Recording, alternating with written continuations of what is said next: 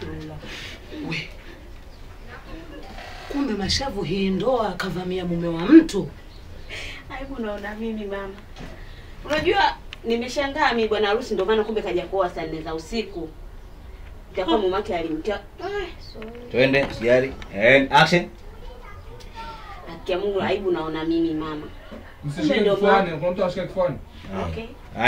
Action. Ana aibu naona mimi mama. Kumbe ndio maana bwana harusi kaja kuoa saa 4 za usiku.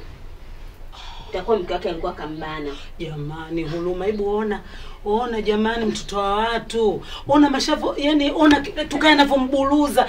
Wewe nakwambia angalia tukae anavyom. Mama, mimi ndo maana nimeshangaa. Hao waolewe, waoe nani? Waolewe na nani hao? Mimi nimeshangaa Mashavu aolewe. Ndoa ya halali sasa? Ndoa sasa? Ndio keshaolewa lakini mwanangu. Ndoa ambayo wewe huna. Yeye keshaolewa. Ndoa ambayo wewe huna. Kwa ndoa yenyewe kama hiyo mama, hata mimi nitaipata tu. Wewe muuza chips. Muuza chips gani? Muulize mwanao. Ana mazoea na muuza chips gani pale stendi? Kibukulo shika adabu yako nakwambia. Kibukulo jiangalie.